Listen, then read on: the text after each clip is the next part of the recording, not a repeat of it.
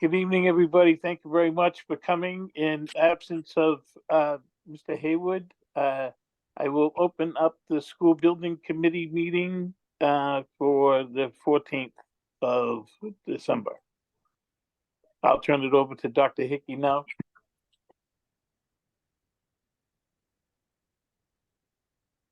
Thank you, Bob. On Bob's behalf, I will facilitate the agenda, and we'll proceed as usual. Because this is a remote meeting, we'll have all votes by roll call, and also pointing out that we will not this afternoon be voting on minutes from November 30th. We will vote on minutes from November 15th. First item on the agenda is public comment. Is there anyone on the call who would wish to participate in public comment?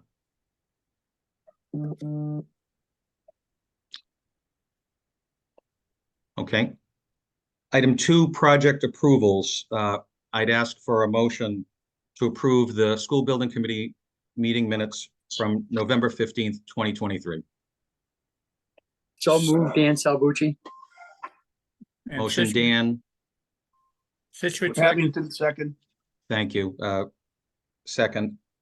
Any discussion on the minutes? Okay, I'll call the roll. Tom Petrozelli. Yes. George. Cohasset, yes. Thank you. Frank. Hanson, yes. Thank you. Dustin. Norwell, yes. Bob Mahoney. Yes. Jack. Yes. Dan. Yes. Sandy. Sorry, yes. Bob Mello. Yes. Keith. Yes. Jim. Yes. Thank you. And I'm also yes. Thank you. The minutes are approved. Next item on the agenda is to take up the matter of the contract amendment for left field. I'll turn this over to Jen. Thank you. Carl, if you don't mind, I have made a couple last minute small updates on the presentation. If you don't mind, I'll share my portion and then I'll hand it back to you to All right. control. So perfect. Thank you. Right. Let's see. Here we go. That. All right. So did that. All right. So OPM contract amendment number 2. So this is for cost estimating services through AM Fogarty. It is typical at this stage during the third schematic report phase and the schematic design phase to add. It's required to add a second estimator. So DRA has their estimating team, Alana, who estimated the PDP level estimates, and we'll be adding AM Fogarty to the mix for the PSR estimates, the ones that are coming up that are due in January, and the SD level estimates. So as you can see on the left here, those 2 phases of estimates are included, plus left field's 10% contractual markup of $2,550. The timeline for this work for the PSR phase, we'll be handing off documents to them tomorrow, and they will be we'll have a final estimate in hand by January 15th. And then for SD phase estimates, we're expecting to go out to estimators in May and June of 2024. So the total of this contract amendment is $28,050, and that is what we are looking for approval from you folks this evening. Thanks, Jen. Can I have a motion on this amendment, please? Motion. Motion to approve, Bob? Yes. Okay, motion is made. Bob Mahoney, a second.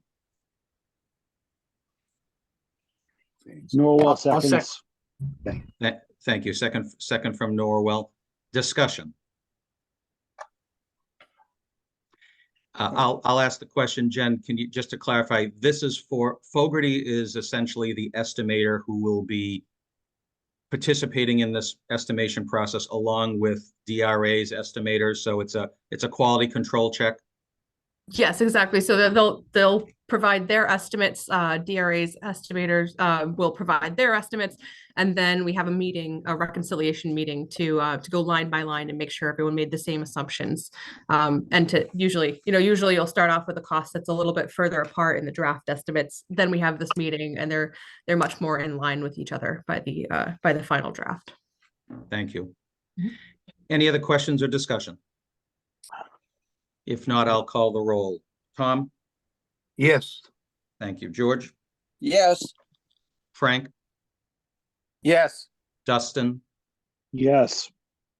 Bob Mahoney? Yes. Jack? Yes. Dan? Yes. Sandy? Yes. Bob Mello? Yes. Keith? Yes. Jim? Yes.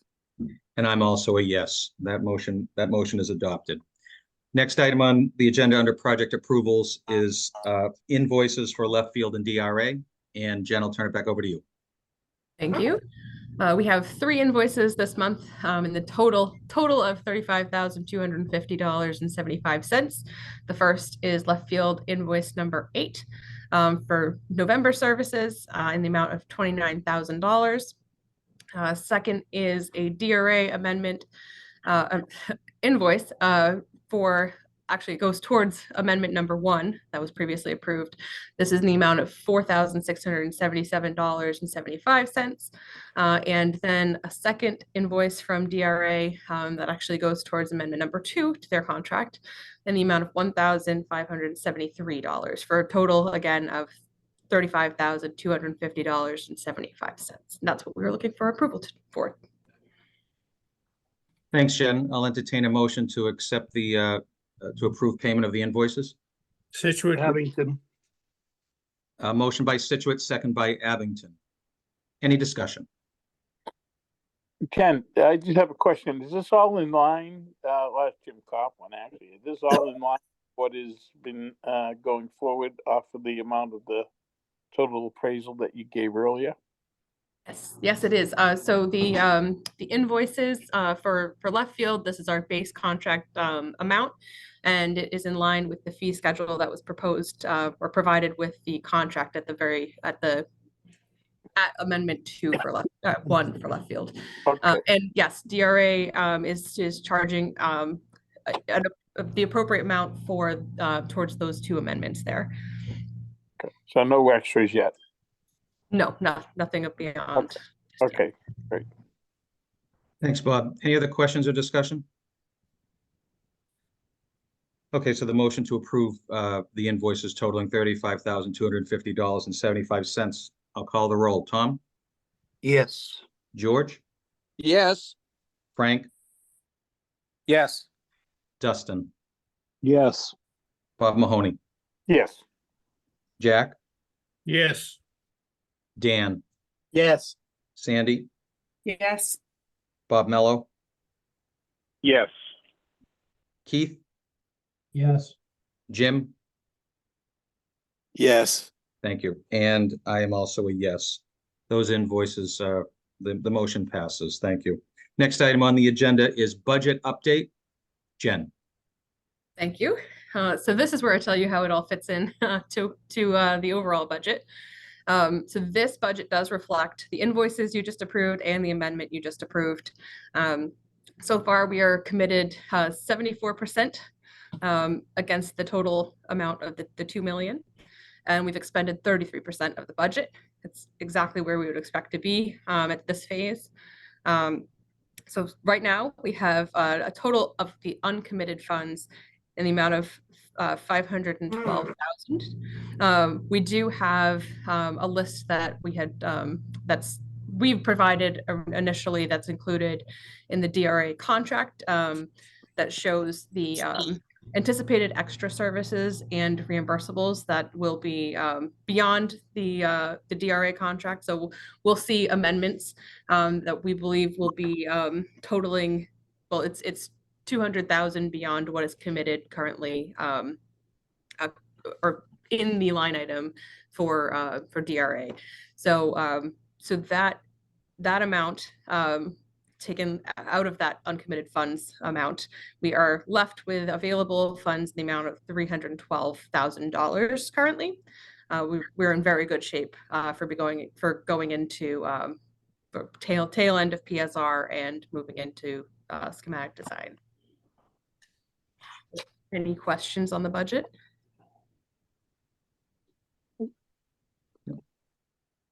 Okay, thanks, Right. Jen. Do you want to continue with schedule overview? Absolutely. All right, just to bring everybody back to where we are in the project. You can see here the PDP phase is complete. That was submitted to the MSBA in late October. We did just receive their comments back and are working towards that. Late this afternoon, I didn't have a chance to tell Tom, but they have we're usually given 14 days to respond to their comments, which would put us right at Christmas. So we did ask for an extension to allow more participation, especially from school folks and things like that. We know a lot of people go take the break during Christmas break. So we will be submitting those in early January, the responses to those comments and questions. And we'll provide a copy of those to this group as well. So we had moved into the PSR phase, or the preferred schematic report. We are working towards that second submission to the MSBA, which is due at the end of January. As you can see here, we've had 2 community forums during the PSR phase, and tonight we are having our 3rd community forum in Whitman at 7 p.m. at the town hall. Again, we will be having cost estimates due back to us in mid-January. And then we'll be looking to have, I believe we already have them scheduled, 2 meetings. January 17th, we'll be reviewing the cost update. And again, we'll take another look at all the options that are still on the table. And then on the 25th, we'll be looking for a vote from you folks to select a preferred option. From there, at the end of January, the team will be submitting the preferred schematic report to the MSBA, and that will include all of the backup we've done, all of the work that's happened to this point during the PSR phase. It will show, how you got from 25 options down to a single option, and it will explain exactly why each of the 24 options not chosen were not chosen. So it'll be another thick report that we're submitting, but we are on target to meet that submission date. Then we will move into schematic design from there. I should mention that the PSR submission will have an MSBA board approval in April. So it gives them a few months to review it, and we'll meet with them on a subcommittee of their team to review the project as well, to get everyone on the same page before we go to that board of directors meeting. So once we're working through the schematic design, we will be submitting that at the end of June of 2024. In time to get onto their August board. And then we are expecting to go out for a district approval in January of 2025. Are there any questions on the timeline or anything coming down the pipeline here? Jen, perhaps you could speak to, it's unusual to see such a big, wide, white gap in the timeline from the time we submit the PSR through the board approval in April. While I assume there would be a need for the building committee to get together in early 2024 for invoices and other updates, is this essentially now the ball is in the MSBA's court? Once the PSR is submitted, they get those 2 months or so to review. And do they give you and the project team feedback that would have to come back to the SBC, or is it really between you, the project team, and MSBA getting us from January to April and that board meeting? Good job noticing that.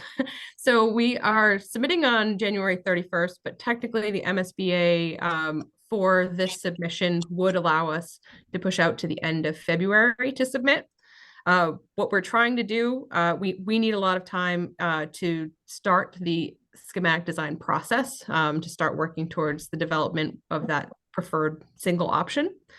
So what we'll do is we will start working towards the SD submittal during these months, and we'll continue meeting with the SBC to make progress on that development.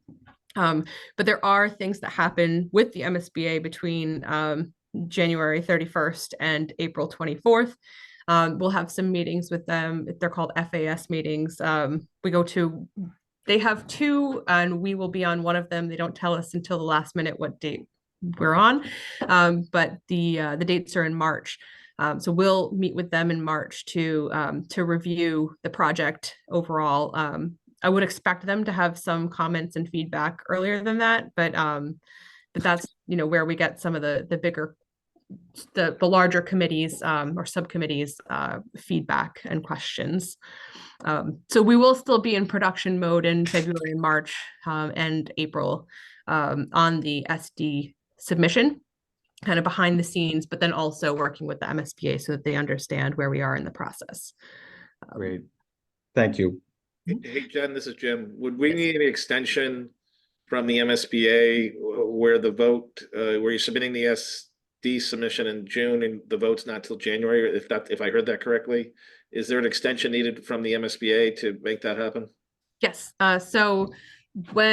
So after the MSBA board approves on August 28th of 2024, you have 120 days. And Lynn, please correct me if I'm wrong with any of this timeline. You have 120 days to go to the district to get approval technically. But we will be maybe a month beyond when that 120 days is up with the district vote. So we will have to ask for an extension from the MSBA to extend that window of time, but they're usually fine as long as you're asking way in advance, and they understand that there are some circumstances where that needs to happen. In particular, this project, we're trying to stay out of the 2024 fall election season because we will need to involve 9 town clerks in the election, the ballot that is required in January. So that's why we're pushing out, and I believe the MSBA will recognize that, and we shouldn't have any issue extending that timeline. Okay, all right. That's good. Thank you. Of course.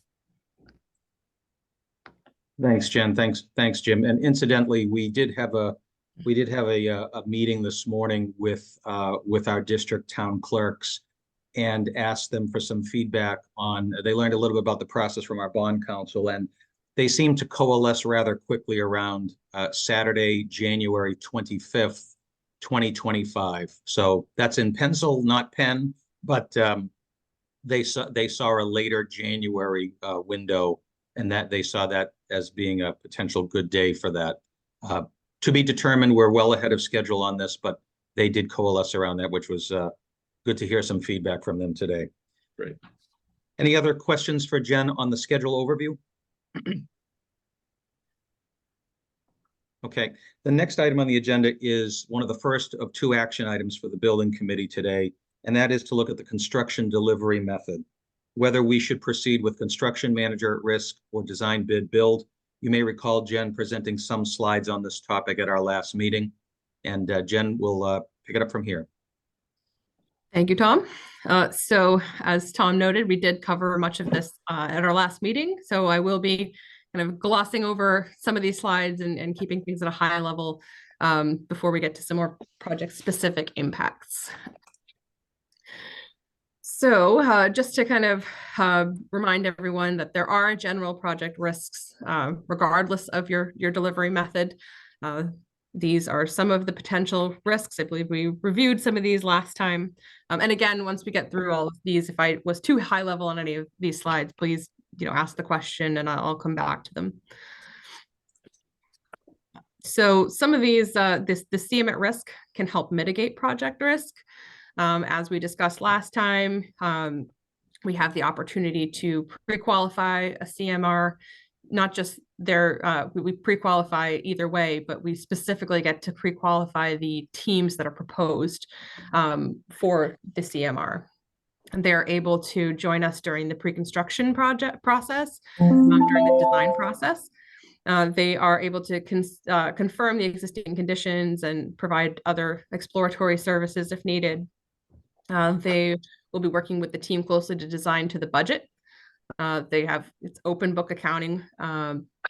They provide constructability reviews throughout the process and fill in any project design gaps that they might find as folks that are responsible for building the project.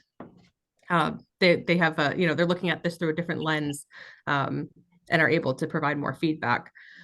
They are able to participate in the subcontractor pre-qualification process, which is a heavy lift, so it's great to have another team member involved in that. And they are able to provide robust and comprehensive bid packages. They do a lot of the legwork when it comes to bid time. And we'll get into this a little bit more, but there are options to fast track trades and schedule, the overall schedule even. Pre-construction, again, the CMR is able to provide cost estimates. They get to participate in logistics and development, scope assignment, scheduling, and constructability reviews. I think I'm not sure that I hit this very hard last time, but if at any point one of the cost estimates comes in high, during the design process, the CMR team works hard with the team to develop a value engineering list for pricing and consideration. So, while left field and the design team will be, also participating and able to add to this list, the CM at Risk is able to look at it through the lens of the builder and can also come up with some creative ways to bring the price down. And just to remind folks that all of the services we've talked about for pre-construction, there is a pre-construction fee. It's not free, but the fee is typically nominal compared to the overall cost of the work. With a design bid build team, there's no input from the general contractor during the design phase because they come on after bidding. Again, we'll get to that in schedule update. Schedule, early release, fast track. So we've talked about the ability to fast track the design and construction process through early release packages. So depending on the planned start, duration, completion of construction, they have the ability to fast track. Although we don't have to go that route, it is possible and seems, if we're able to, is usually very beneficial to the schedule.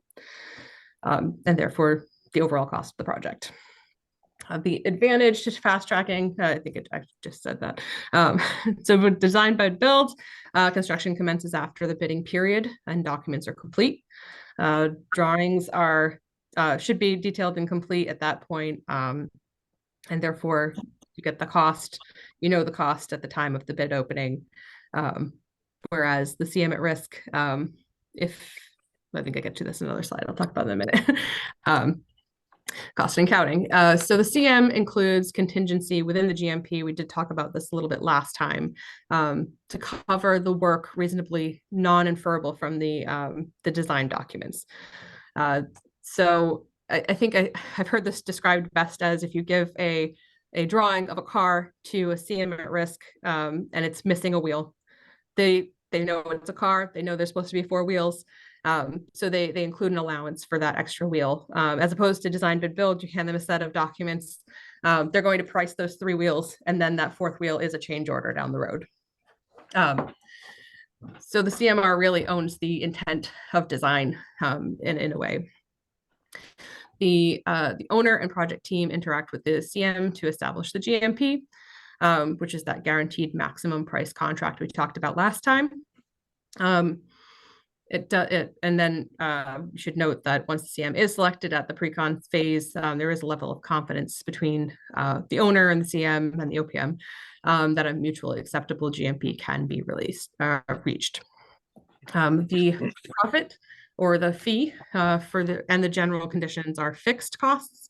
But open book accounting is performed throughout the project, and any unused funds in project requirements, allowances, scope holds, and CM contingency goes back to the owner, which is not the case with design bid build. And so with design bid build, the GC cost of the work is highly competitive and will likely yield a lower upfront cost. And the upfront cost could be as low as 5% less than a CM at risk is what we typically would see. Although over the course of the project and through fast tracking of schedule and the teamwork aspect that the CM at risk brings, it really is a wash at the end of the day. The price difference, there's no price difference really at the end of the project between a CM at risk and a design bid build approach. So again, here, there's no open book accounting throughout this process. The GC's objective really is to maximize their profit margin, because none of the money goes back. Anything they have behind the scenes, they get to keep that. Change orders and RFIs. There will be change orders no matter what, even in CMR. But it's our experience that change order process isn't done in like a pass-through manner. The OPM designer and owner are all involved in the process of bringing in a change to this committee. There will be RFIs. It just happens in all projects. The GMP covers work not necessarily in the documents, but that are reasonably inferable, like I noted earlier. The design bid build, there will be change orders, there will be RFIs, but due to the highly competitive nature of the lump sum bid process, change order work is pursued as sort of cost opportunities. Any mistakes in the bidding assumptions are typically issued as change orders down the line. So some additional factors. The CM at risk is a process that needs to be approved by the Inspector General. We'll get to that in just a minute. It does tend to foster a team approach because we're all working really on this project during the design and throughout. They are really just another team player at the table. They'll be at all these meetings and you'll get to know them really well. There is, I guess I'll just kind of gloss over the rest of this. Design, bid, build. The roles of the responsibilities of the team are clear, tends to be utilized on well-defined, clear projects that don't necessarily have any schedule constraints, occupied buildings, or complicated phasing. So some of the if folks are going to be proposing to join the team, bidding on the project, they do need to go through DCAM and be DCAM certified, which each firm has an applied single project limit that they're able to to work towards. So this list, based on our current total cost range of construction costs only, is between 275 million and 294 million.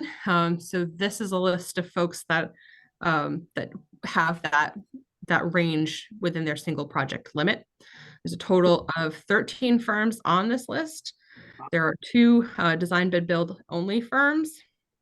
There are 11 CM at risk firms, but CM at risk firms also do design bid build projects. So just to give you an idea of the field that is out there. This just is it kind of shows the increase in interest in CM at risk projects. This is a total, it's not like an outlier year. So they are quite popular. They have been quite popular, this approach for quite some time. Just to assure you, you wouldn't be a guinea pig if you went this way. So as mentioned before, we would need to apply through the Inspector General's office. So this is kind of a general timeline. We would submit the application on behalf of the district. The district and the OIG takes anywhere from 1 to 60 days, although we find that they typically issue a response within 30 days. They'll review and then they'll provide their response or follow up with any questions or additional information they require. During that's happening during that process, because let's see here, I do have the timeline. So our timeline, if you folks were to choose CM risk approach tonight, by the end of the month, Left Field would submit the application to the OIG. And then concurrent to, so while they're reviewing that, that we would move forward with soliciting and reviewing qualification packages. We would invite the qualified CM at risks to submit proposals. Then in March, we would be looking to host interviews, and by mid-March, hopefully we will have selected a CM at risk firm. And then by April, they'll be part of the team and working hand in hand with DRA and Left Field on logistics, scheduling, and just reviewing the documents. And in May, they would be part of the cost estimating process with both Left Field and DRA's cost estimators, because we do know typically we could drop off one of the estimators during that time frame. But I know that cost certainty, especially in this situation, is going to be important to the district. So we would recommend here to have all three cost estimators continue during that SD process. So that is the process for bring those folks on the timeline.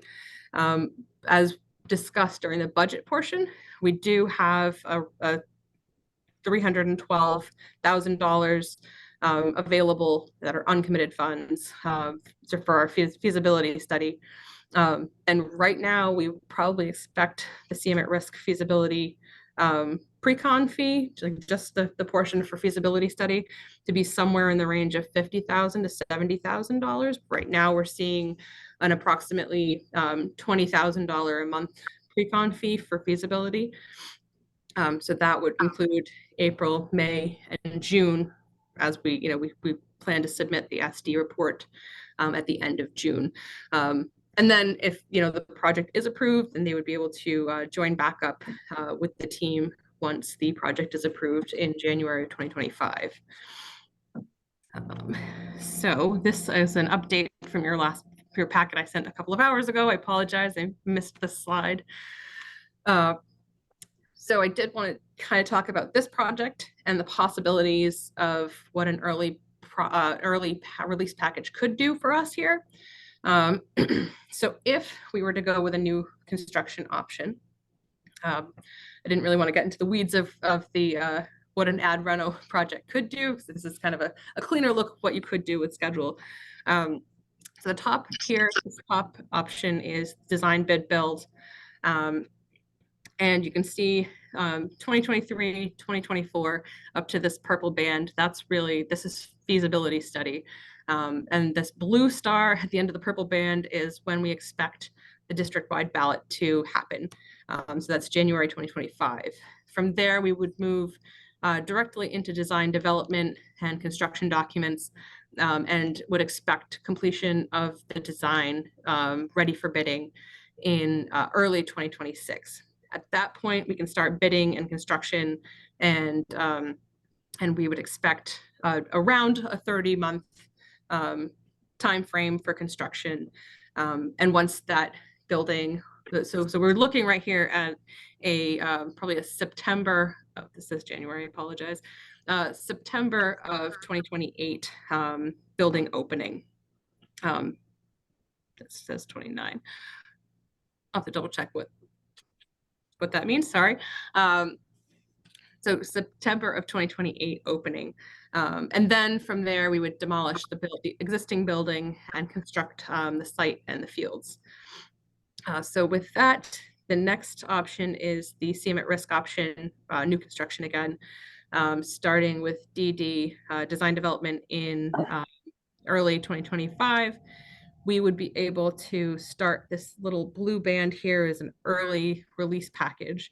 So we would be able to start and some early work before the full completion of the project. Usually this is in the form of, some grading on site, or, some prep work with the site, maybe some utility tie-ins. Maybe we could start working on like a wastewater plant that would be needed for the new school. There are a ton of options for what that early release package is. Usually we make sure it's something simple that really isn't related to the main building project, just so that it's simpler to separate out, and to no major changes would be coming by the end of the bid, when bid documents would be ready for the main package. So this process would still take 30 months, but we are shaving that. We're able to scoot it up a little bit in the process. And we'd be able to really start to be, it looks like we could probably finish in spring of 2028. And maybe folks choose to move in over April break or something like that. Or, if you were to push that out to end of school year move, we could still confidently demolish the existing building as soon as students move out, and you'd have your fields and everything available for spring of 2029, as opposed to fall of 2029 up here. So these are just some options, and obviously this schedule might change as we move forward, and especially if we bring on a CM at risk early, they'll be able to weigh in on what's really possible with the constraints of the site and some phasing that will be needed. This is just a quick look at what is possible. Are there any questions on anything I just said, or if there's anything my team would like to add that I may have missed?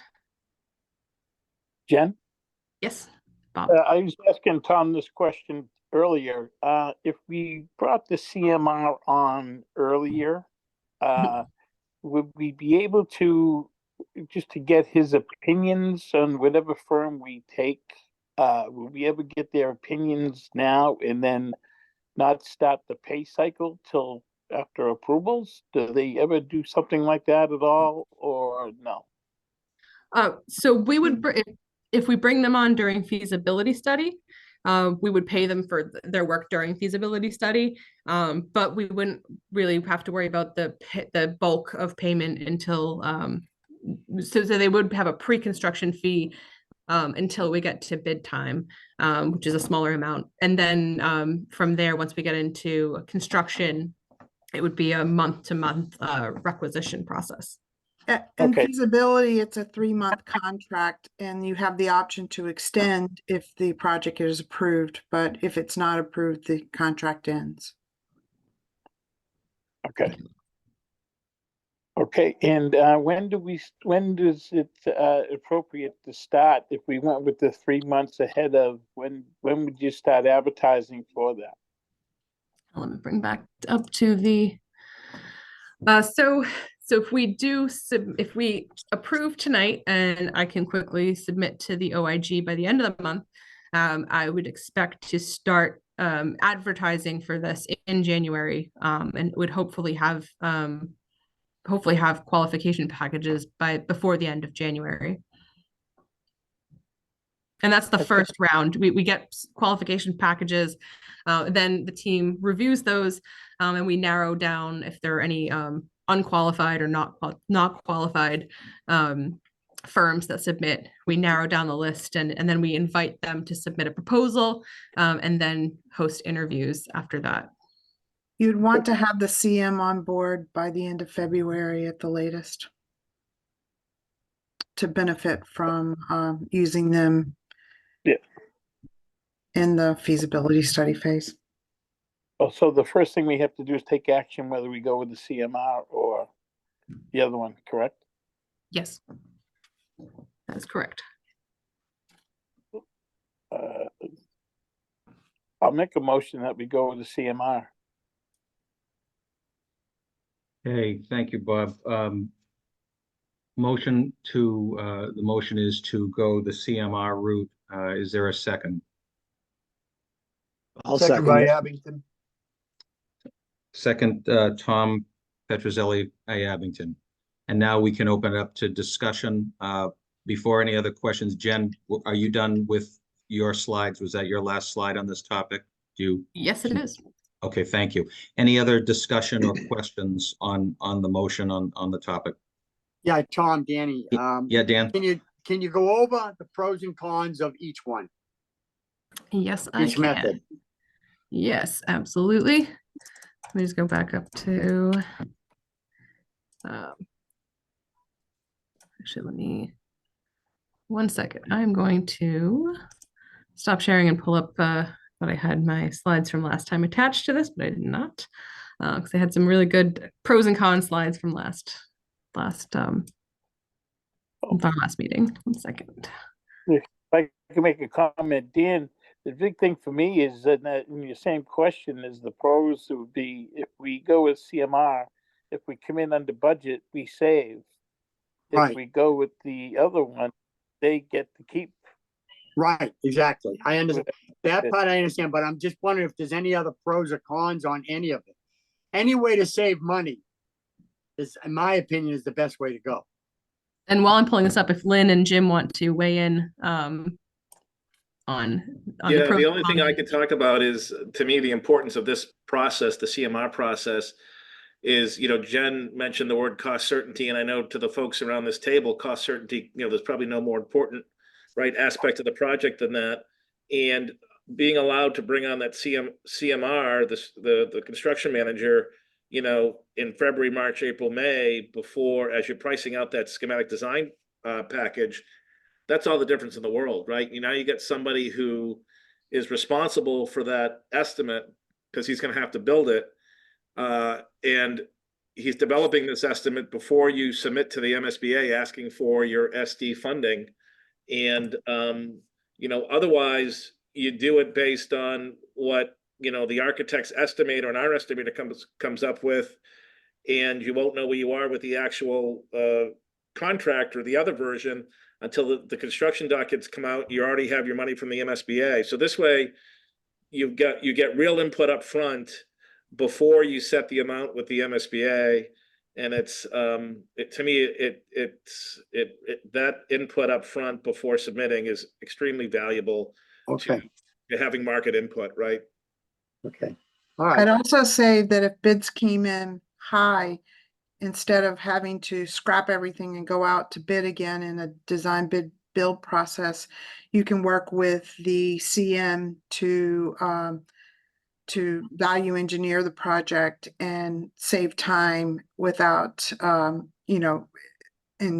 allow the project to move forward and get it within budget, without going through a full bid process again. Okay. All right. Dan, did that answer your question, or you want me to pop Yeah, up the- basically, yes, yes. Okay. yeah. Yes, say that was probably more It's succinct the than I best way to thought. go. Thanks, Dan. Any other questions? Yeah, Tom, one thing. Dan? If, say everything gets approved, we're ready to go, we're gonna start the build. We build on the fields. Have we made a decision of what we're gonna do for baseball and football fields? I mean, you can't eliminate 3 years of sports. Right. So a little bit later in this meeting, we'll look at the site options. And the ultimate goal is we will not be eliminating any athletic programs.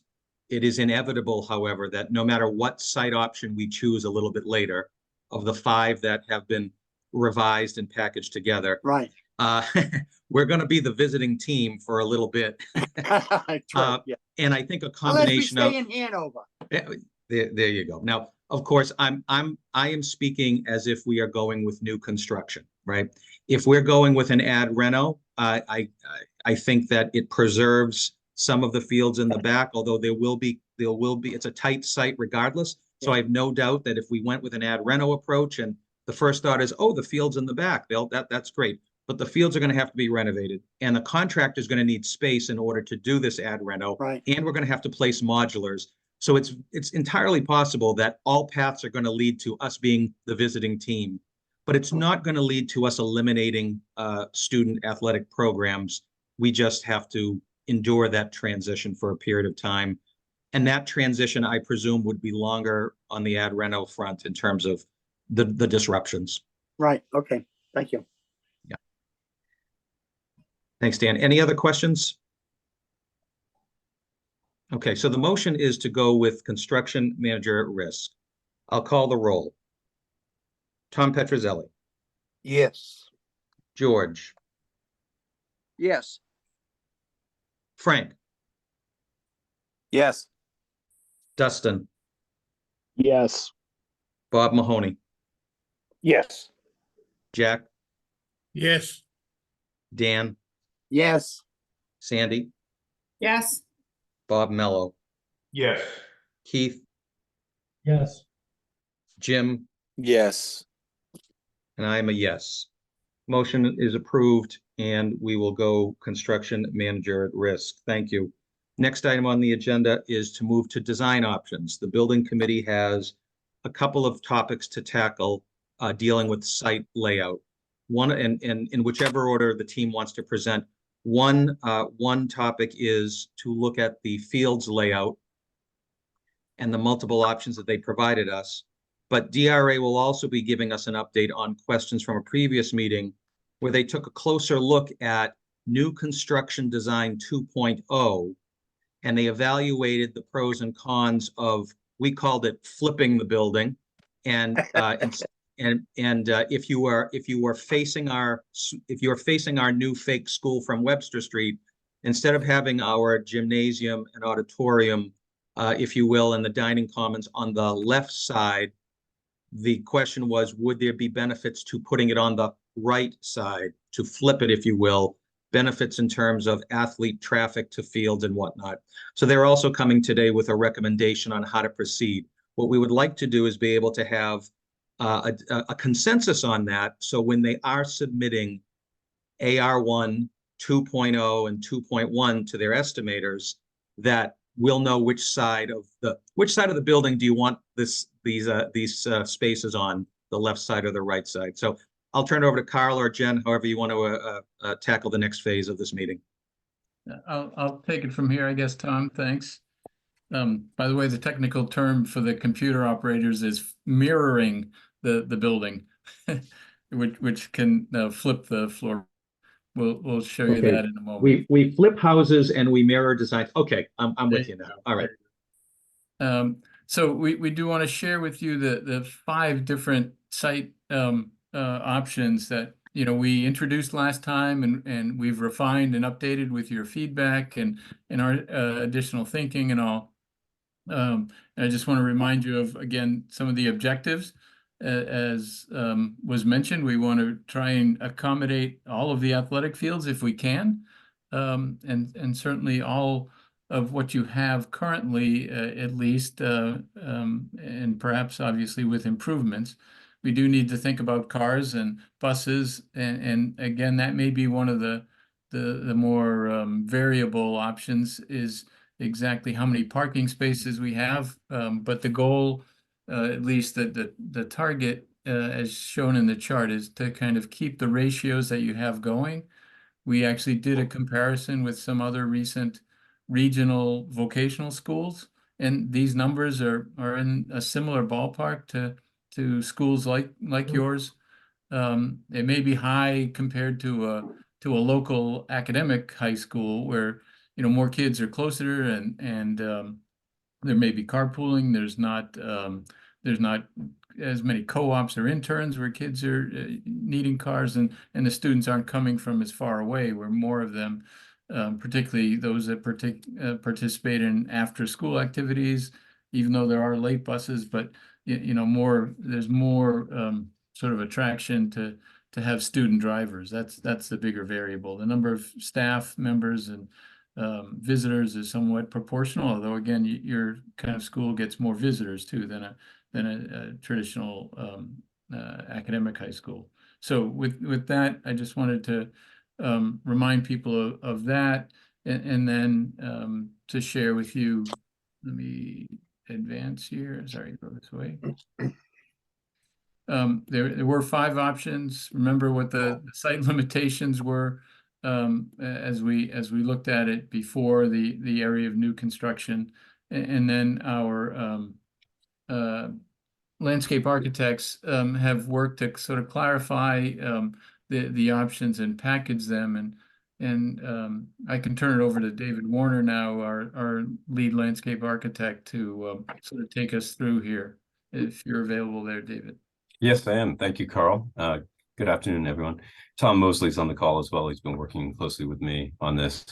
We to use this very simplistic graphic style to help really understand the differences in the site configuration without getting bogged down in some of the minutiae in terms of lines and access and that sort of thing. This first plan, we were originally calling it the site constraints plan. It's your existing site showing the same information as you saw on the previous slide.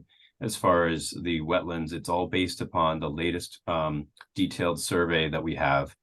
And it shows the buffer zones associated with those resource areas and the existing program. So we looked closely at what your existing athletic fields configurations are and are comparing the proposed options to that as a point of reference. Like your baseball field has a 320-foot outfield, for instance.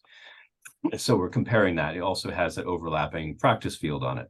You can see we've measured that as 150 by 300. The softball field, as you all know, is within your track. And I was looking closely at the survey and how that outfield, really, those sports light poles are about 200 feet from home plate. But you don't really have an outfield designated there because it's shared with the main game field and it overlaps the track. But your sports light poles really are kind of like the definitive limiting factor, about 200 feet from home plate. So I think that's all I really wanted to touch on here. The parking count, as Carl showed you in that chart on the 2 slides back, was the existing basis, and we're as we're looking at the increased student population, these are all based upon the 900 students, building footprint, and parking quantity of 426 target spaces, and comparing what is able to be provided based upon the different configuration of site program. So we have, as Carl said, 5 different options to show you. These are iterations of what you've seen before that have evolved in more detail, but they're simply shown in this diagrammatic format so you can focus on their key differences in terms of how the site would function. This plan shows your main game field with a track. It's a 4-lane track with a 6-lane straightaway. And we've given adequate distance so that the existing house can remain. And then that sets up the distance that we have between the track and the west side of the site, where we have this new entry drive coming in between a baseball field and the track. So the baseball field, though, is what is compromised in this plan, in that the outfield is shorter. It's 290 feet at the right field and 300 feet at the left field. And that's because of giving the track the space that it needs while keeping the existing house. So that's the major difference that you're seeing here. The softball field off to the west is what you've seen before. That's relying upon a little bit of filling of the wetland area. And we'd also then replicate that wetland area off to the south side of the site.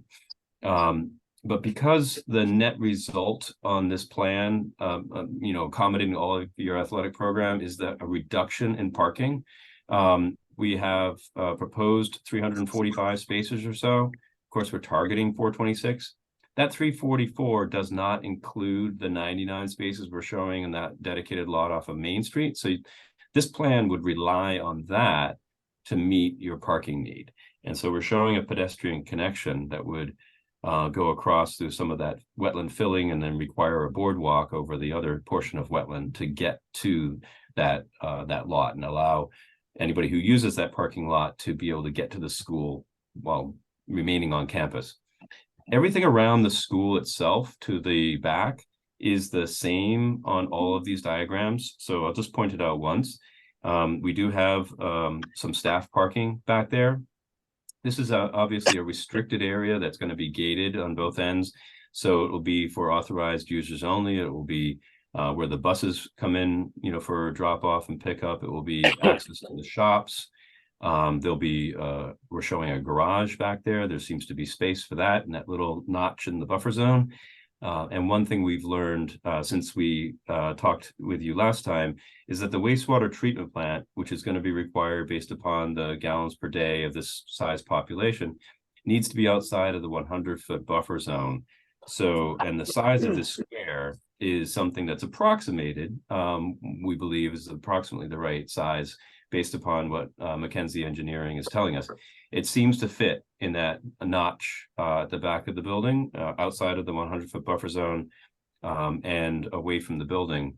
But this is just conceptual at this point. We think it has to go in this general area in order for the flows out of the building to flow by gravity to that point.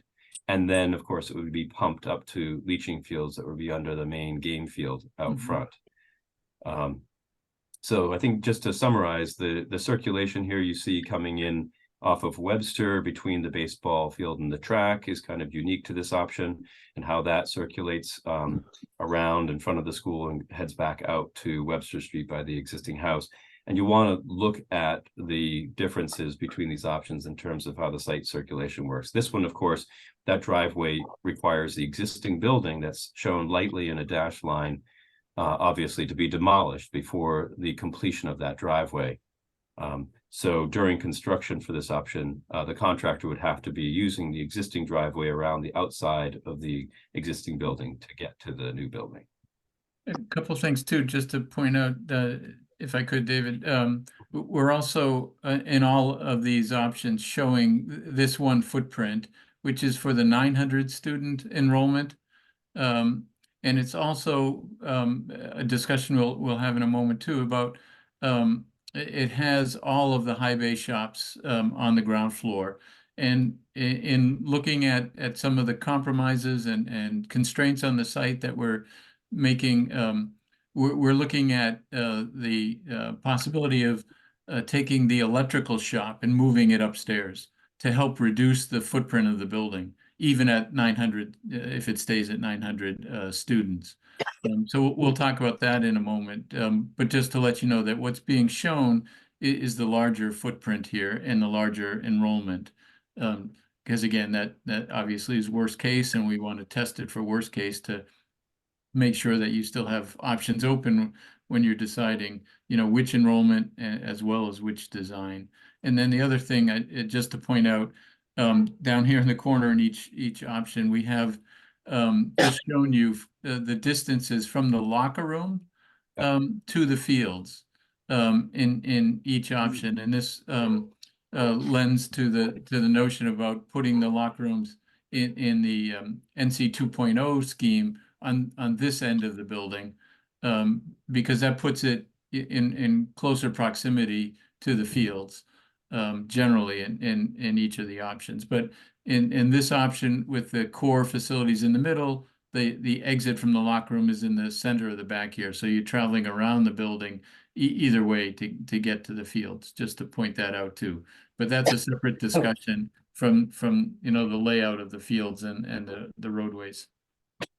Before we go on to the next one, Carl, one other thing I forgot to mention is we're showing the bus parking as nose to tail along the service drive around the back of the school in pretty much all of these options. Now, it is possible for that to occur over on the Main Street lot, and we'll show you that the very last slide of how that might be configured. Yeah, there's a trade-off. If the widened pavement here that's accommodating bus parking, if those buses were relocated, that would open up more, or not quite 99 spaces, but it would open up a number of spaces behind the building in lieu of those buses. I think in the order of magnitude of 50 or so. So just to keep that in mind too, in each of these options, it is the same. So if we go to option 2 here. Yep. So option 2 is basically saying what would have to give in the athletic program to get the desired number of parking spaces. And we have a third option to show you another trade-off with the athletic program. But we first said, okay, what if we eliminated the baseball field, right? And so we were fitting the softball field into the space where the baseball field was shown in option 1. And we're able to then run the driveway around where the existing driveway is and come and approach the new building from the west end of the new building. That could be used, both during construction and also as a final circulation route in the finished design. And then the athletic program would be contiguous, together on a pedestrian zone without a driveway separating those two fields. And this allows us to get up to the 426 spaces in the central campus portion, not considering the Main Street lot. We know that this is a significant sacrifice. It's really not desirable, from Title IX perspective to have softball and baseball treated differently on campus. But we did want to show you, this as a study before we showed you option 3, which we might as well go right to, where if we were to eliminate the track, because we understand also that your existing track is a stone dust track. It's 4 lanes and it's not really in very good usable condition because of its location close to high groundwater. It's oftentimes wet and the ground's unstable. So if we were to eliminate the track, which is the largest footprint, if you will, of any of your athletic program. Baseball takes up a lot of space too, but the track, at least just in terms of its overall geometry, is the largest single footprint. We are able to then, snug up the main game field a little bit to the east and still have a little bit of parking over added by the house. And that allows us to have a baseball field with the ideal solar orientation at 320 foot to the outfield, and a decent size overlapping practice field that could be used, for football or for soccer practice, I think is what you're talking about possibly using it for. If the main game field and all of these options, we're thinking, at least from a pricing exercise for this phase, we'll be thinking about that as synthetic turf, because you've got the beautiful LED sports lighting that you've recently installed on your game field that could be salvaged and relocated here. We're showing those as those 4 black dots. So synthetic turf lit will give you the maximum use in terms of accommodating your sports program that uses rectangular fields. So you're talking about fall soccer and football, field hockey, and spring lacrosse could all use that for games and practices and get a lot of hours of use out of that one area. And as a point of reference, just where that line is, you can see the setback line from Webster Street. Those light poles are right about in line where your current flagpole is in terms of its offset from Webster Street. You've got a row of trees out there right now and a landscape bed and a flagpole, and that's right about where those sports light poles are shown in this plan. So the softball field off to the west there is very similar to what we showed in the first option 1. And because we can accommodate the parking within the main campus here, again, the Main Street area is optional in terms of meeting your 420. I'm sorry. Not quite. I'm sorry. This one, yeah. This one, yeah, we're a little bit shy. So option 2 does meet it. Option 3 is still relying on the Main Street lot, and we do have that pedestrian connection there. And we're also not counting the ones behind the house too, right? Right, 20 spaces over there is a constant on all of these options, so it's not a factor. The employees. Yeah, some employees could park there, right? Yeah. Here's number 4. Okay, so option 4 is then looking at the possibility of putting the softball and baseball outfields facing each other on the west side of the site, with the driveway, basically following pretty much the existing pathway around the west end of the existing building. And this again keeps the fields all together contiguous. One of the major drawbacks here is you can see the 77 feet in which the outfields for these 2 fields overlap. So there's really, maybe for practices, they could be used concurrently, as long as the outfielders are watching out for each other, but you certainly, it would not be concurrent game use by any means. There's an overlapping rectangular field, which is actually pretty close to a full-size field that fits on there without overlapping the skinned area. And of course, the game field that we've been talking about on all of the options up by Webster Street. A little bit different layout for the parking. As you can see, it kind of gets wedged over to the side a little bit in order to accommodate the baseball and softball field. But we are able to accommodate the 426 spaces with this option 4 on the main campus. Mhm. So then option 5 is basically saying, what if we swap the baseball softball area and the main game field locations from option 4, and how does that fit on the site? We are able to spread the baseball and softball fields far enough apart that their outfields are actually tangential and they're not overlapping, so they would allow concurrent use.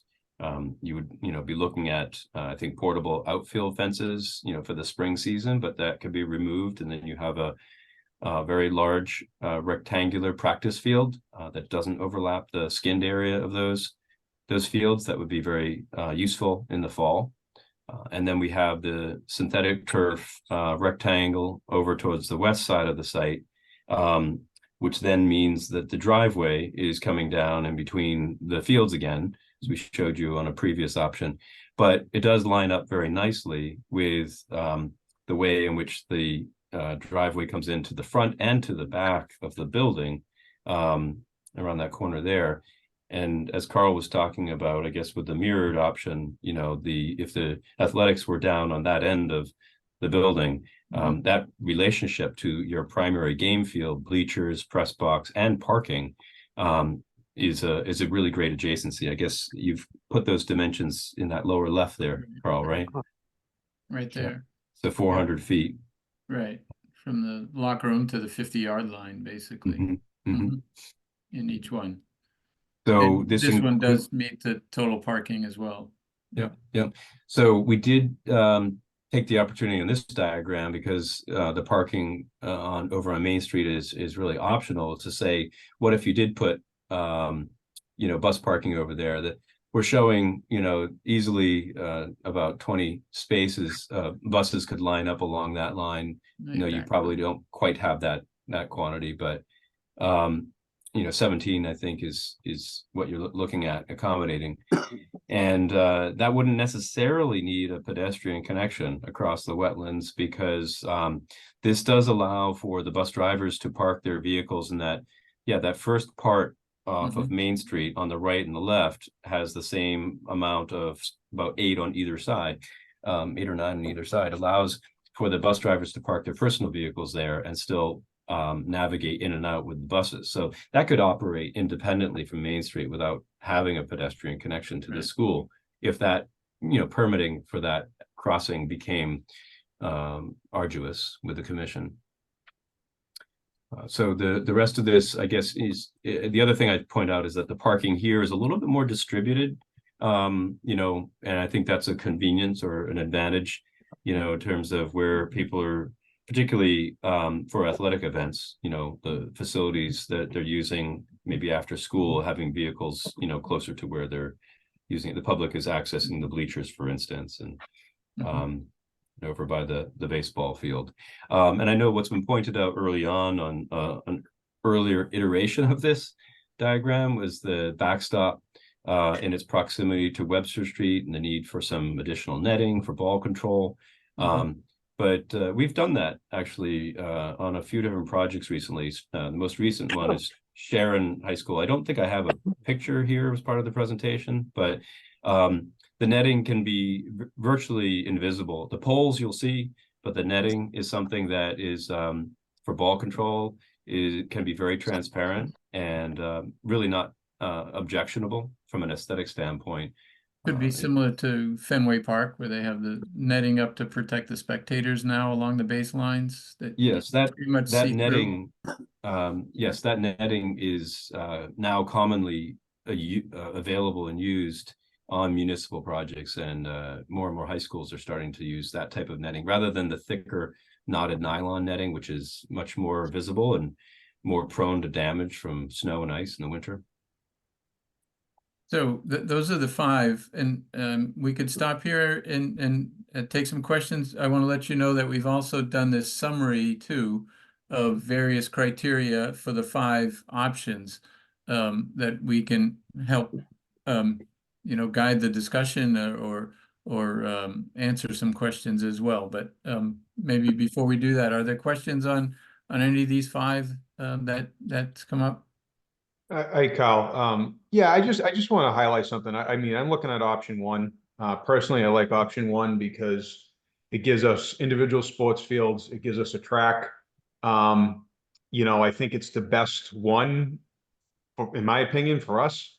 The only thing I'd like to see, and I was playing around with kind of the drawing last night, printing it out, cutting things out and sliding it around and all that good stuff, is to see if we could possibly get that driveway, the entrance, if we could get it over to the left and maybe scooch the field over and slightly north towards Webster Street. And then maybe we could get a few more parking spots. Maybe we get another 25 where it says 25 now. Maybe that could go to 50.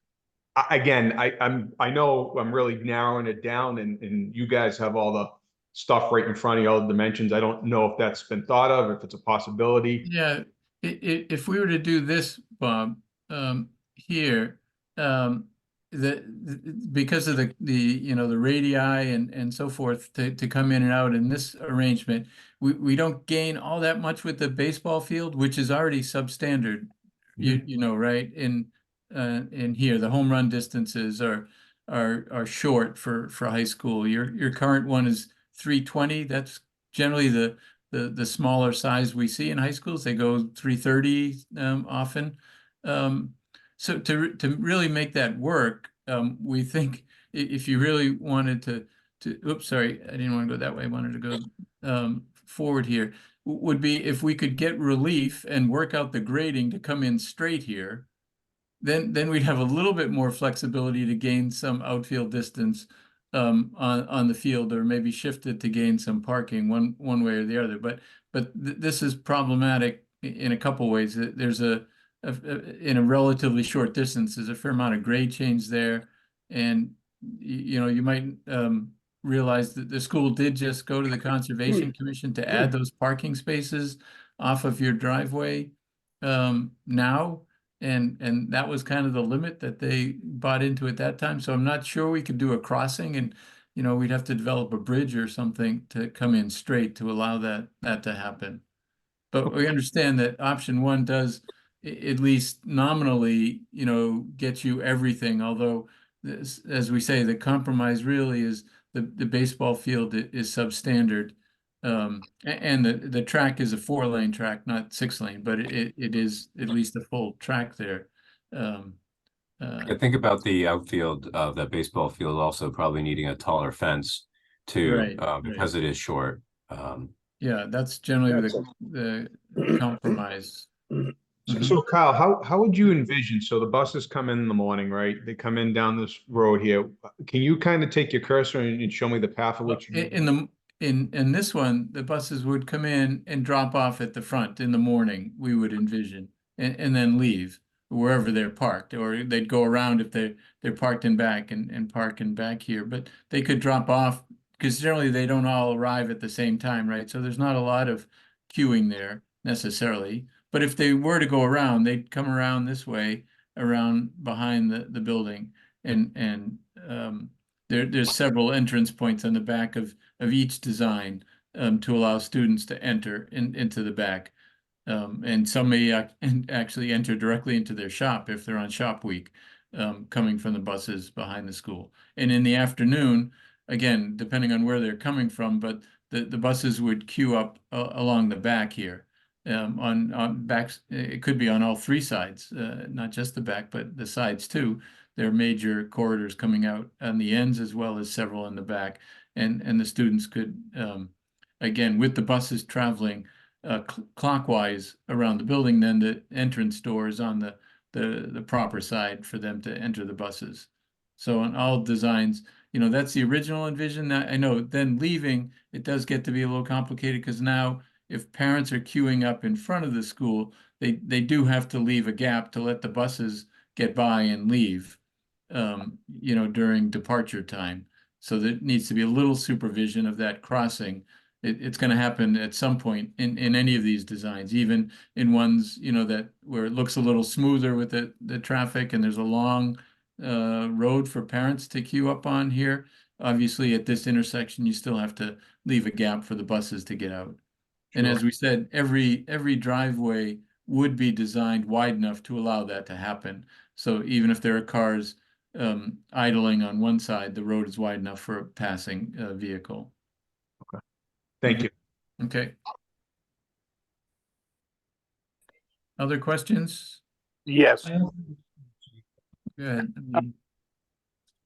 If we had the, I know Dr. Hickey's working on this now with the town of Hanover, which isn't too far from us, is remote field, which is kind of not too far past that main street there. Oh, yeah, right. Going down towards the center of town in Hanover? Yes. Yes, yeah.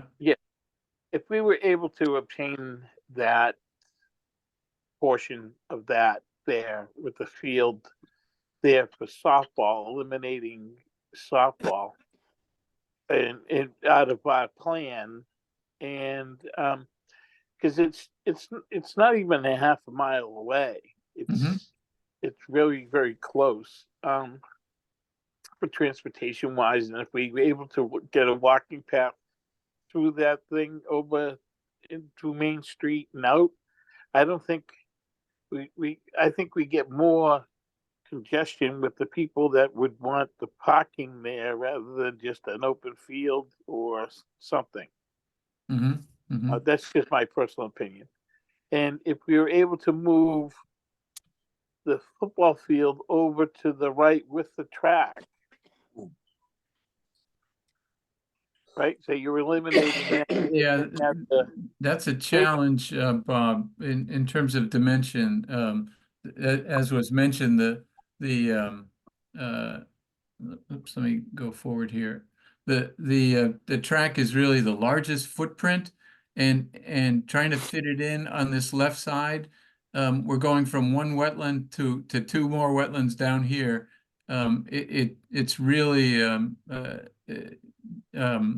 big impact on those wetlands, and we don't really think we could fit it in here, that oval shape. Okay, I just don't see us being there as a person from athletics. If we went with the field out front, with the lights being close to Webster Street coming down there, doesn't leave room for stands on that side of the field. Sure. It just leaves stands on one side, and if you ask me, the worst place ever to want to coach a view of a game from is that West Bridgewater field, because they do not have a high press box. And having the people on the stands, you know, some people have to stand outside the fence over there on Route 106 to watch if they wanted to be behind your team rather than sit on the same side as stands. And if we're bringing in 900 students, I just don't see one side of stands working. Yeah, I don't know if David, you could speak to that as to whether we precluded the idea of stands on both sides, or is that still possible in these layouts? So with this layout, portable bleachers would work in that 35-foot zone between the edge of pavement, Webster Street, and the edge of the field. It's not something we'd want to put permanent because it's within the setbacks and it might be considered a structure. We'd have to check on that. But, you know, the other thing to consider, more and more schools are actually putting their stands on one side because of their area of assembly and distance to, you know, bathroom type facilities. Yeah. So We Mhm. haven't shown a concession or restroom building on here. I know you currently have one, and I think one would be located on either one side or the other of where the bleachers are shown here. Mhm. But 300 feet is considered the maximum distance between a bathroom facility and a spectator area. Mhm. So I know that keeping visitors separate from home teams in very competitive sports leagues is a good thing for safety, keeping Yeah. everybody happy. But more often than not, we're seeing visitors having a section within the main grandstand just because of the bathroom accommodation. But would I'm- the two teams sit on opposite sides of the field? You could have a player's bench, perhaps. Yeah, the teams definitely have would Yeah. line up on either side of the field, but I'm Yeah. talking about the fans. The stands, right? Yeah. But on the option that has the option 5, we really can't get the bleachers on the far side anyway, and this one either, Mhm. just given the spatial constraints. Mhm. But so the lights would be on the front over there on the front, say option 1. Hmm. The lights would be Yeah, along in all these other options. Webster Bob, Street area. yes. How far off of Webster Street would the light poles be? So they're probably going to be about 20 feet from the edge of pavement. Much more than a utility pole would be. Yeah. But we need to have them at least like 15 feet off the edge of the field for the lighting distribution on the field surface. Right. So it's Okay. about where you said the flagpole is now, David? Yes, yeah, pretty Yeah. close to Yeah. in line with where the flagpole is offset now. Mm-hmm. Yeah.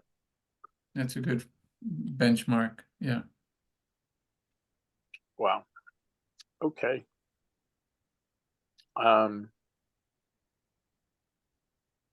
That's all I have right now. Okay. I have a question, Dan from Whitman. Yes, Dan. The parking spaces that are across the wetland, what is it, 99 spaces? Yeah. You're saying? Yes. The walk from there to the building, how long is it? You say you may have to put a bridge. Yeah, this little indication there would be a boardwalk, not necessarily a Yeah. bridge, but kind of a boardwalk. Yeah. The rest would be at grade, a walkway. That's about, let's see, if that's 300 feet, 3, 6, 9, it's 1,000 feet. Yeah, about 1,000, I was gonna say. Yeah. I mean, would that be a spot that maybe you might want all employees to park since they'll be there all day? And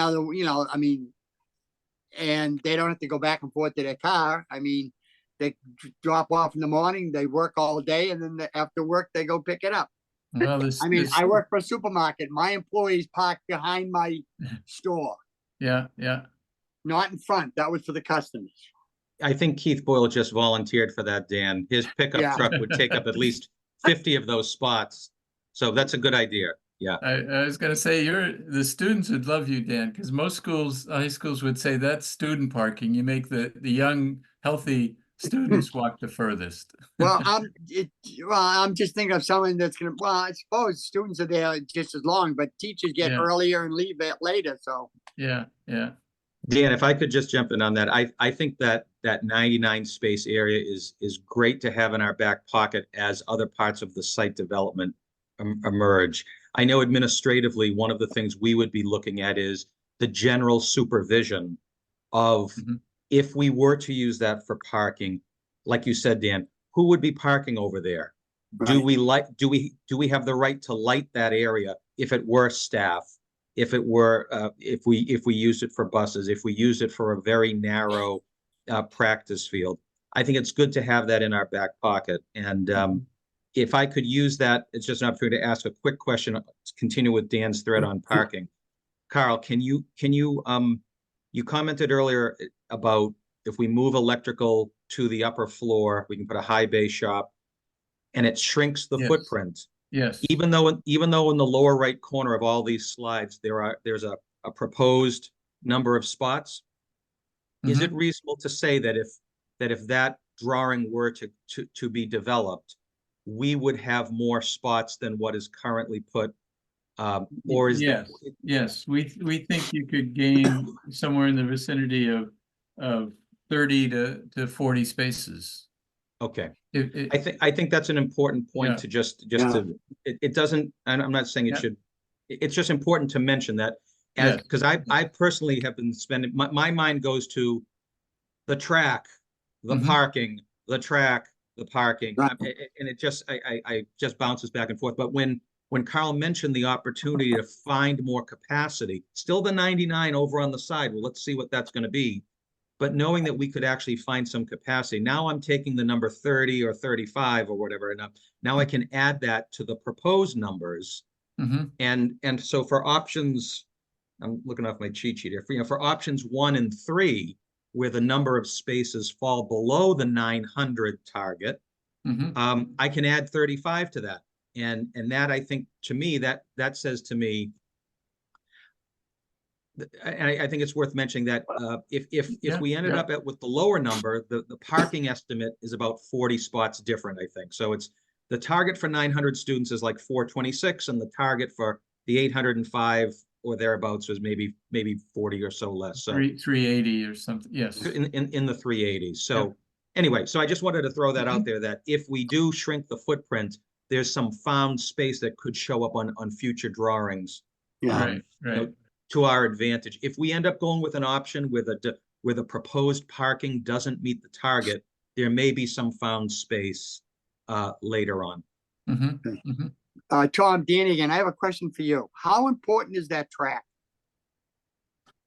Look, I wish there was a concise answer for this. The track is I think it's an important element, and I just wish we had more space. Now, why is it important? Yes, it could help us grow and a track team. We have a track team. We don't host anything on site. We have a track and field team. But I also think it's important because of our physical education health program, because a track can be used by all students, not just the 1/3 of students who are in our athletic program. So I do find myself saying, geez, let me look at the options really closely. And I go to option 1 in my head and I say that's got everything. The entranceway driveway isn't the best. And it was only recently when the idea that maybe a few extra spots could be clawed from moving electrical up that I said, oh wow, option 1 doesn't meet our target. It's got the track, it's got a proper multi-purpose synthetic field, it's got 2 separate ball fields. It's an improvement. It's definitely improving in 2 ways. There's no longer going to be the issue of, do you play softball or lacrosse, which is what we have to deal with in the spring right now. That problem is eliminated, and it does provide a track. I do not know the rules, however, David, maybe you just clarify for me. A 4-lane track is an acceptable width for hosting meets. I know you mentioned it's not 6, it's 4. Is that a problem for hosting meets? Yeah, this won't really be an attractive site for hosting meets with a 4-lane track. Darn it. Most Okay. regional meets are looking for track facilities that have actually like a 6-lane track with a 8-lane straightaway or 8 lanes all the way around. Okay, so this is an upgrade from what we have, but still not good enough for Not for competitive. regional meets with multiple teams, but for just dual meets with 2 Yes. teams, it would be acceptable, wouldn't it, David? Yeah, it's a matter of how many athletes can Right. run at a time. So yeah, Mhm. just takes And correct me longer if with I'm- fewer lanes. And the other thing is, if we're gonna have a track and field team, you're also gonna have to have high jump. You're gonna also have to have shot put, discus, javelin. Mhm. Those things there are all gonna be there, and I don't know too many places that are doing javelin on turf. It's happening. I mean, Stoneham is doing that. It's based on site constraints. You can get rubber tip javelins and throw them on synthetic. Oh, really? I didn't know that. I'm just throwing up what's required in the. Mhm. Yeah, so those You can other use field the- events. You can Yeah. use the D areas for high jump, obviously. Yep. And also you can And long throw jump. you can throw discus onto synthetic turf from Yeah, the D zone as well. That's not, that wasn't my big point. It's just areas within those proximities that all have to be included. Mhm, It's not track. Right. So, Right. Yeah, if you were to host the dual meet, yes, yeah. I have a question if that's, you guys don't mind. Hi, Dustin. Yep, go right ahead. And then I'm So- sorry, I also saw Tom and maybe Keith, you had some comments. So after Dustin, if either of you has a comment, we'll take you next, Dustin. So I guess I like all the options. I'm a little bit more partial to option 5. I do like option 4 as well. I think that it was brought up earlier, but one thing that I am a little concerned in is somebody did make mention of facilities and a concession stand. I'm not seeing any of that on any of the options. I know in Norwell we're having some issues right now with a proposed making our concession stand ADA compliant. I'm just kind of wondering, have we put any thought into and with any of the options where something like that might fit in better? It looks like option 4. One reason it doesn't show, Dustin, it at this scale, it's fairly tiny. I don't know can you see this tiny little rectangle right there? Yes, I can. That's your concession stand now. So we would envision that adjacent to these bleachers in every situation. So we would accommodate something in each one. Yeah, no, like I said, I know we're running into that issue in our town right now with our multi-million-dollar community complex. It's a disaster. But it's something that I just want to make sure that, again, as we're looking at these options and we're looking at the fields, where is it going to make the most sense to put something like that can service not only just football, but also softball and baseball in the spring and lacrosse and everything like that. Yeah. We would find a home for it adjacent to these bleachers and favor the side that to those other 2 fields, as you said, most likely. But we should also point out too, in addition to the garage behind the building, we are showing a greenhouse, and sometimes it's closer to the building too when the footprint shrinks a little bit. And we are showing the maintenance barn being preserved over here on the residential property too. So there are 3 other significant outbuildings. In addition to, there may be some storage containers. We haven't shown those literally, but we know that there's room back here, even though this pretty plan shows green back here. In reality, we know this is all going to be paved, most likely behind the school and somewhat occupied as your service yard is now, with materials and with Connex boxes and so forth. But there'll still be a clear drivable path around the school. Thank you. Tom Petrozelli, I'm sorry, I may have missed, maybe you just heard some background noise. Did you have a question or comment? Well, just a comment, that option 1, I personally, from my standpoint, and I'm a sports guy as well, I think that it gives us a better opportunity to attract more kids as they take a look at where they want to go to school, whether it's to go for vocation or education. And I say that because from a competitive standpoint, we're in a situation here at a VOTEC where we have 9 towns, and the competitiveness of our teams are based on what we get from each town. To my way of thinking, if you've got more kids that are happy about coming here because all the facilities are there for them, maybe we will be more competitive, and maybe more kids will want to come to the school, maybe more athletes. And again, I'm a sports guy, so I kind of look at it with that slant. Okay. Thanks, Tom. Keith? Yeah, just a quick question on looking at option 1. Is it possible to reverse the direction of the softball field if that's the plan we're looking at? Yeah, that's come up before too, because you're right, Keith. That is a better orientation if we could reserve it. Although 180 degrees is sort of the second best orientation, but unfortunately, it's not symmetrical here. Really, there's a wetland out here. If we were to put home plate, at this end, the fan of the outfield is going to encroach more on this wetland than we're currently already encroaching on this wetland here. So that was I believe, right, David, a very tight fit to try to reverse that. It's more wetland impact, and if we have to be right now, what we're quantifying for the wetland impact here is probably understated as it is, and we have to be very careful about not whenever you fill a wetland, you have to demonstrate to the commission that you explored all of the possible alternatives to avoid it, and that it's unavoidable. And then there's a maximum of 5,000 square feet that's permitted. if they allow it at all.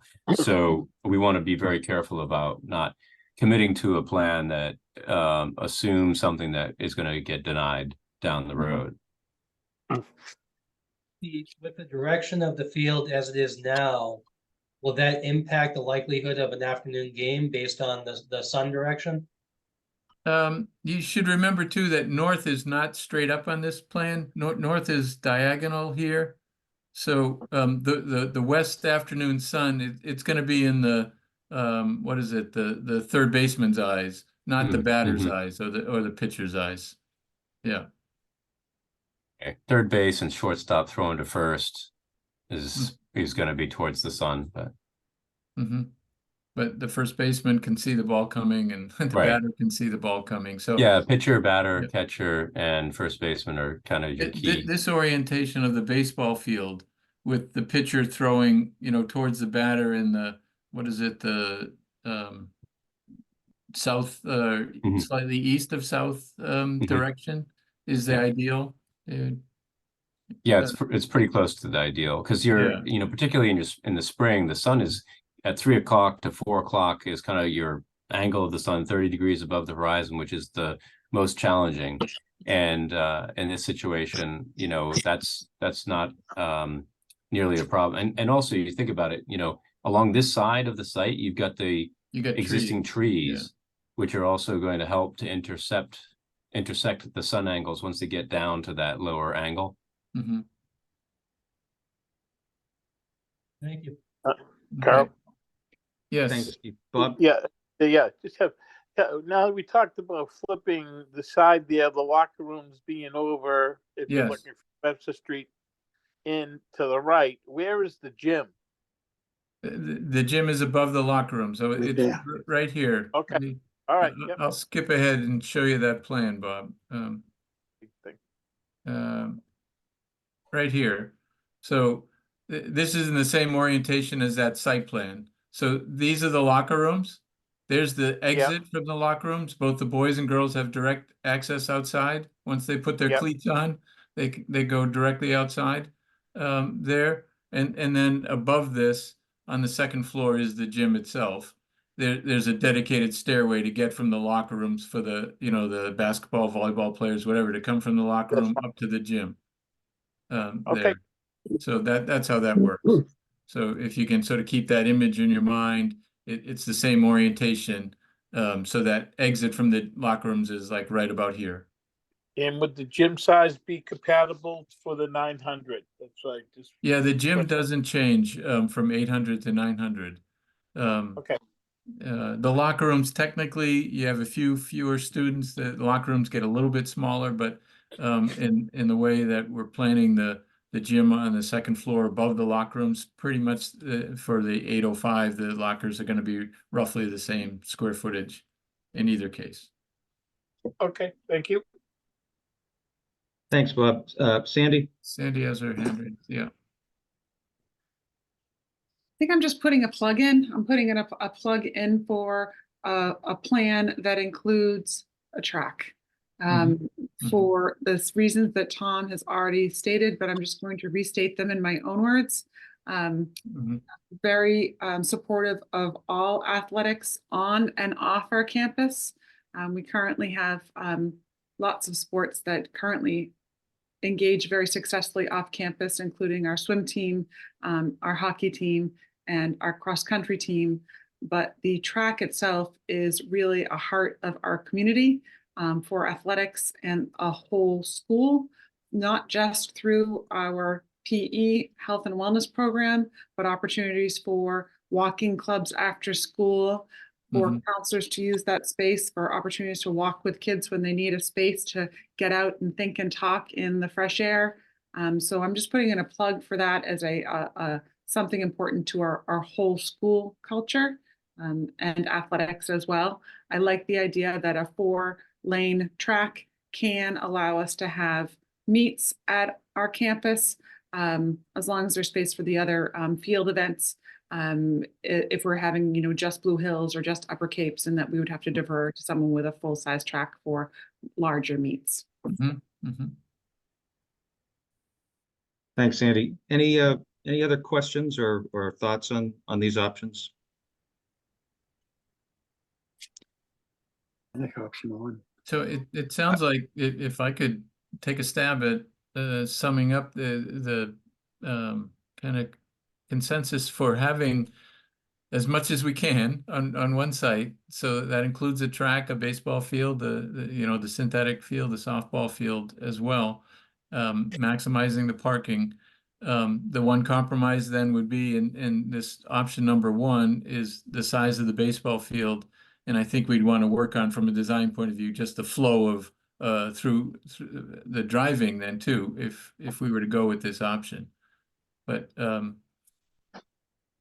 is that reasonable summary? Trying to just move forward. And again, what we're trying to arrive at is plans to go to the cost estimators for these options that help us decide in January which is our preferred option. And tied into that preferred option, obviously, most importantly, is the building, which layout for the building. And either one of those kind of fits in these site plans. We're working with sort of the same buildable area. There's fine tuning, little variations to each, but essentially we are, trying to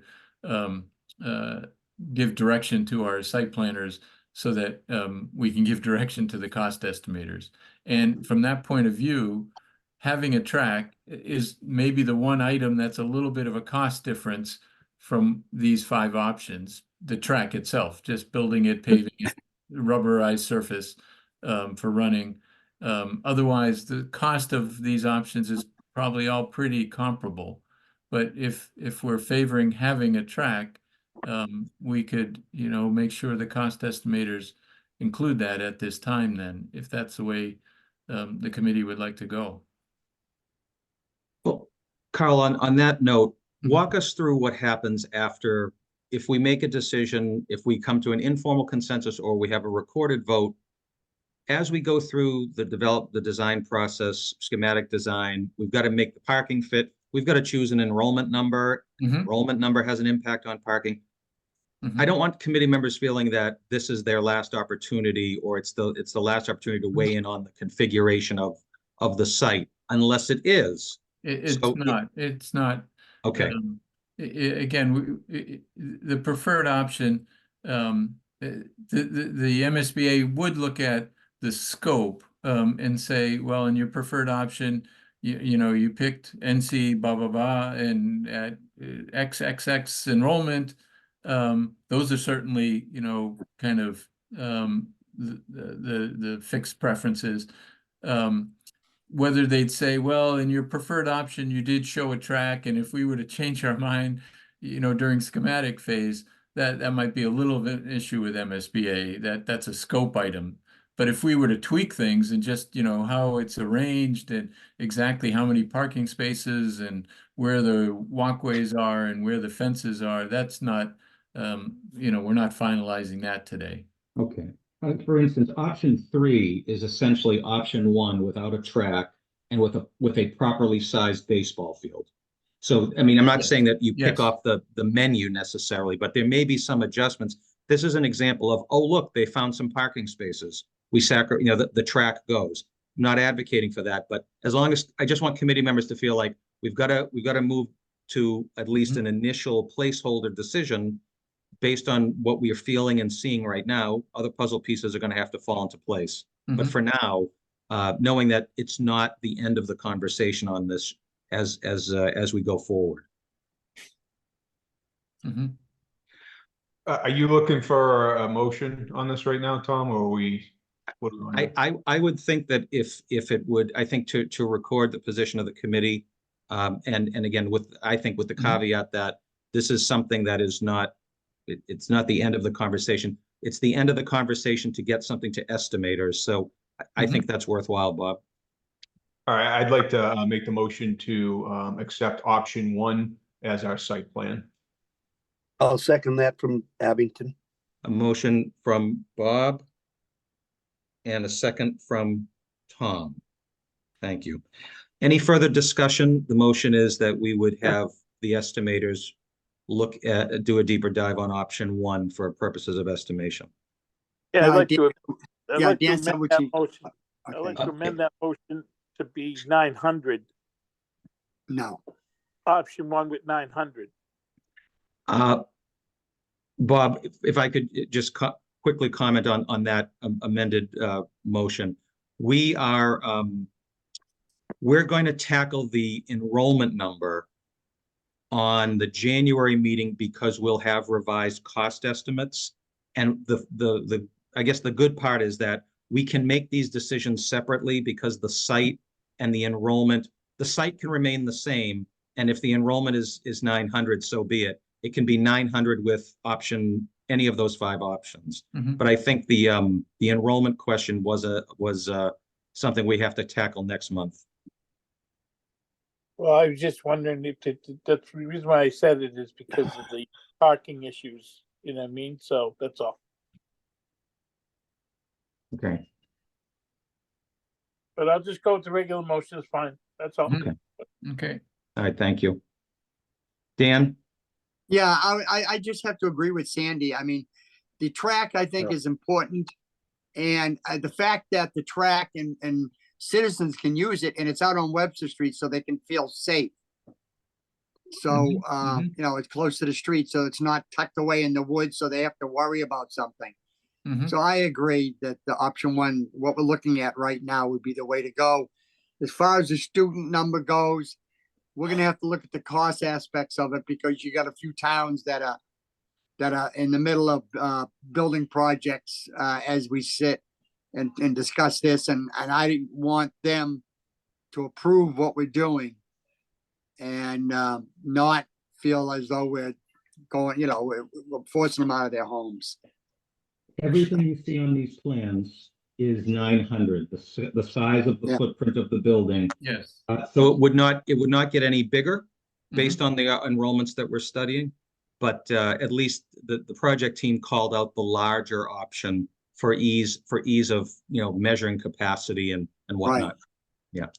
So we'll just have to wait to see what the numbers, how they come in for the Mhm. building at 900, at 805, and even if we go to 805, you can fit more students in as we're doing today, for God's sake. But as I say, we got to wait for the numbers to come in. Another town. Yeah. Yeah. Any But other comments I or like que- option one. Okay, thank you, Dan. Any other comments or questions on this? Any other discussion? Okay, if not, I'll call the roll. Tom Petrozelli, Yes. George, Yes. Frank,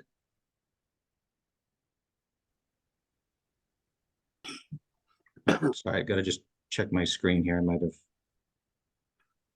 Okay. I don't think Frank is on currently. I'll come back to Frank in a moment. Dustin? Yes. Thank you. Bob Mahoney?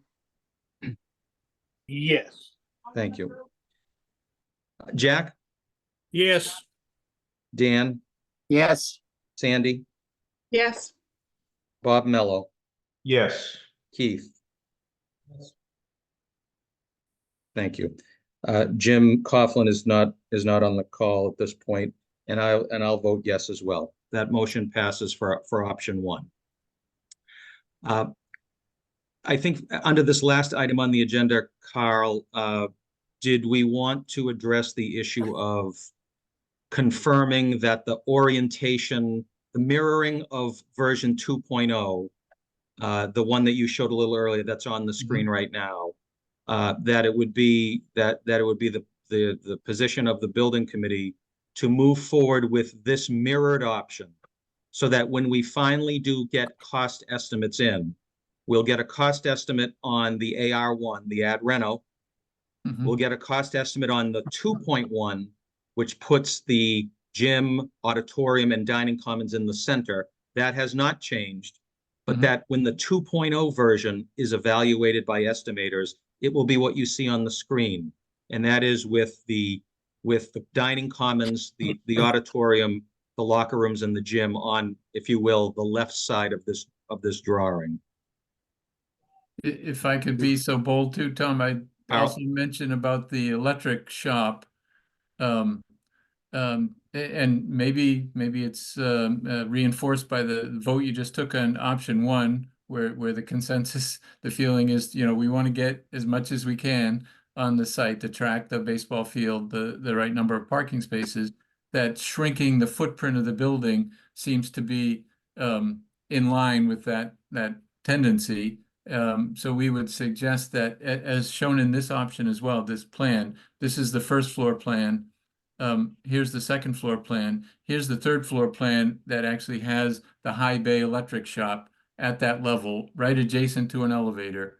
And it allows us to reduce the footprint to pick up those additional parking spaces. You might notice too, we also got horticulture here with a connection to a greenhouse. So it's no longer going outside across the way, that there's room back here. We could get a connection to in that regard. So that seems to be, again, where things were headed. So we wanted to put that on the table for your consideration. I have a question on that. Yes, Dan. Where it's a 3-story building or even a 2-story building, if there's shops that need equipment on the second story, are there elevators to handle that? Yeah, that's a good point. I'm sorry. We have 2 elevators thought of in the building. One sort of at this end of the building that would serve, particularly when you've got assembly spaces like the gym upstairs. We need to get the public up there too in acceptable fashion. And then, you know, because it's such a long building, we'd have an elevator at this end too. And in this case, we located that elevator right here, adjacent to this is Allied Health, this is CIT. They don't have a lot of heavy equipment. They do have hospital beds.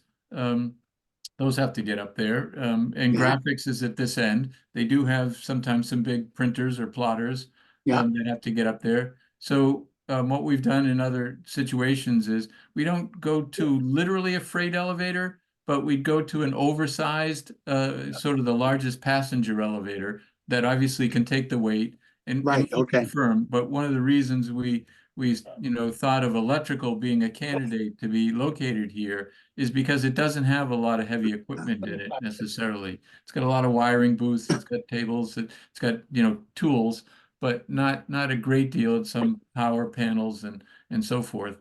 But in any case, it's in good proximity. There's a loading dock down below right here that has a direct connection to that elevator. So internally, and we would certainly make sure we can get equipment, and obviously we got to get furniture for the rest of the building up and down too, at some point in the future. So we do think about that and sizing the elevator. Okay, thank you. You're welcome. Thanks, Dan. So based on what Carl was suggesting, if I would entertain a motion regarding the mirrored version of 2.0, including the electrical shop on the 3rd floor. I'll make that motion, Dan from Whitman. I second it. Okay, thank you. A motion from Dan and a second from Bob Mello, and that would again, this would be the version that gets cost estimated, 2.0, and then the electrical shop is on the 3rd floor. Right, and the cost estimation won't be just for 900 students, it'll be for the 805. Both. They'll be studying the estimates will be studying both enrollment numbers, correct, Dan? Any further discussion on that? Yeah, I have a question. We talked at our last meeting about having the main entry as opposed to two separates. Does that include this? Are we Yes, going with there's that a as single well? entrance here, Tom. We picked up on that from last time. Great. So this secure entrance gets you in, visitors into the school on a and students on a daily basis, but also the customers for the culinary or cosmetology or the school store all can be accessed from this public lobby. Great. Thanks, Tom. Any other questions or comments? Okay, if not, I'll call the roll. Tom Petrozelli? Yes. George? Cohasset, yes. Thank you. Frank, I don't think Frank is, no, Frank is not on the call here. Okay. Dustin? Yes. Thank you. Bob Mahoney? Not on the screen, he leave. Bob Mahoney, I see you're muted. I'll come back to you to record your vote. Jack? Yes. All right. Thank you. Dan, Yes. Sandy, Yes. Bob Mello, Yes. Keith, Yes. thank you. Jim's not on the Yes. call. Bob Mahoney is a yes, Yes. and I'm, Yes. and I, thank you, and I'm a yes as well. Okay, and thank you, that motion Thank you. carries. At this point, thank you, we've reached the end of our agenda. I'll entertain a motion to adjourn. Dan, So moved, with all due respect. a second? Second. Thank you, Bob. Okay. And one last time for tonight, Tom Petrozelli, Yes. George, Yes. Dustin, Yes. Bob Mahoney, Yes. Jack, Yes. Dan, Yes. Sandy, Yes. Bob Mello, Yes. Keith, Yes. and I'm a yes. Thanks, everybody. We are adjourned. Our next building committee meeting is on January 17th. Thank you very much. All right, Tom, what time are you Everyone. getting to the town hall? We'll get there a little bit early tonight. See I'll be you- there I'll be there at 6:30, Dan. I was gonna say, yeah, because it's 5 o'clock now. Okay. Yeah. Okay. Oh,